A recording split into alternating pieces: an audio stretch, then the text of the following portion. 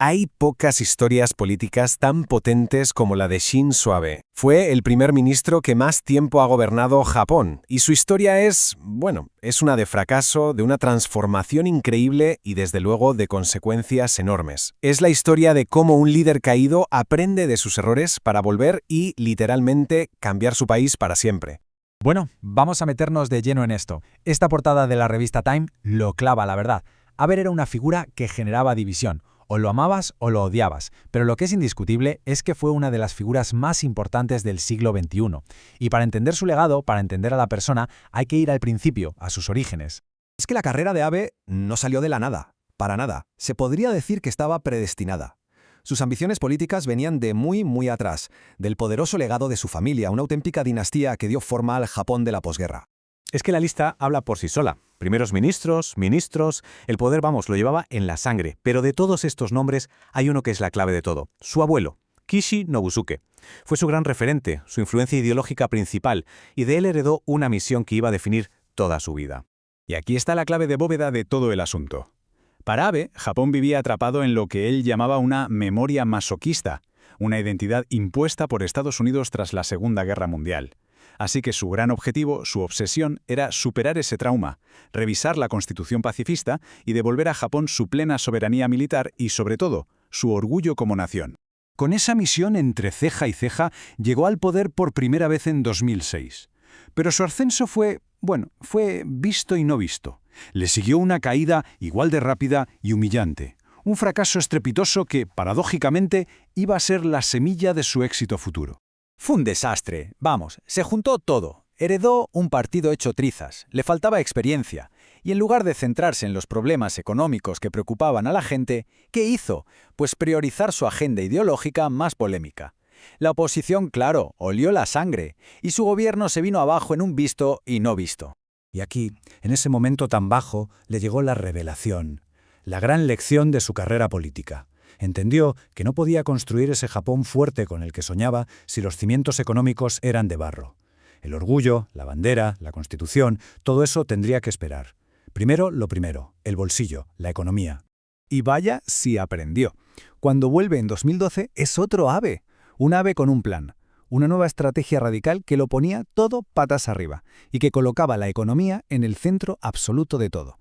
Un plan con un nombre que sería mundialmente famoso, el Abenomics.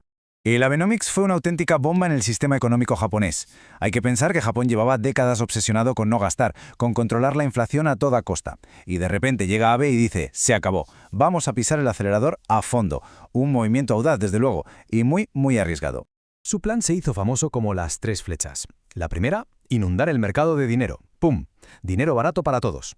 La segunda flecha, el gobierno se pone a gastar. Obras públicas, ayudas, lo que hiciera falta para mover la economía. Y la tercera, que quizá era la más difícil, era la de las reformas para modernizar el país por dentro. La pregunta del millón, claro ¿funcionó todo esto? Tantos yenes, tantos estímulos, tantas reformas. ¿Cuál fue el resultado real de esta política económica tan ambiciosa? Pues, como casi siempre en economía, el balance es complicado. Este gráfico de Reuters lo resume muy bien, la verdad. Es un balance de luces y sombras. Hubo éxitos, claro que sí, por ejemplo, se ve cómo subió la inversión de las empresas. Pero también hubo fracasos bastante sonados como la reforma fiscal, que no salió bien, o la incapacidad de que los salarios de la gente crecieran de verdad. Y esta es una de las grandes paradojas de su mandato. Abe impulsó con fuerza el Womenomics para que más mujeres trabajaran. Y oye, lo consiguió. El gráfico de la izquierda lo demuestra. ¿Pero a qué precio?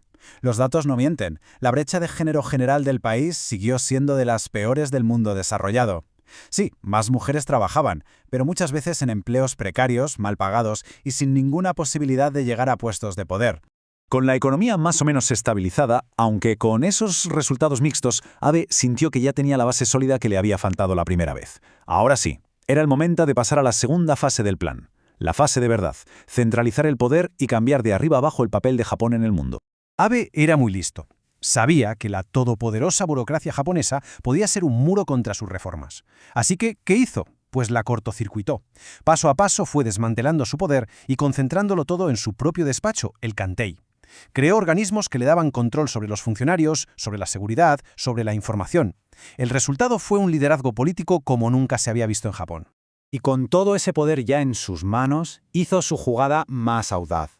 O la más controvertida, según se mire. En lugar de intentar una reforma constitucional, que habría sido un lío tremendo, simplemente reinterpretó el famoso artículo 9, el corazón del pacifismo japonés. Fue un cambio brutal. Japón pasaba de poder defenderse solo a sí mismo a poder defender a sus aliados. En la práctica, esto significaba que su ejército podía volver a operar fuera de sus fronteras. Y así llegamos al final. Toca hacer balance. Shinzo Abe transformó Japón de una forma profundísima. Lo hizo más fuerte, más visible en el mundo y con un liderazgo político sin precedentes. Pero, a pesar de todo su poder, de todo lo que consiguió, su gran ambición, la última pieza del puzzle se quedó sin cumplir. No hay ninguna duda de que el Japón que Abe dejó en 2020 no tenía nada que ver con el que encontró. Era un país con un gobierno mucho más decidido, más abierto al mundo y con una voz mucho más potente en la escena internacional. Pero le quedó esa espinita clavada. Su objetivo más simbólico, el que había heredado de su abuelo, se le escapó de las manos. Reescribir la Constitución era, para él, el acto final para romper con el pasado. Pero se le juntó todo, la pandemia, su propia salud que empezó a fallar y sobre todo yo creo el miedo. El miedo a preguntarle directamente al pueblo japonés en un referéndum y que le dijeran que no. Y esa es la gran pregunta, la gran ironía que define su legado. Shinzo Abe consiguió en la práctica casi todo lo que se propuso. Fortaleció la economía, centralizó el poder y le dio a Japón una capacidad militar real. Transformó a la nación de arriba abajo, pero el gran gesto simbólico, el sueño de darle al país una constitución propia, escrita por y para japoneses, se quedó para siempre en eso, en un sueño,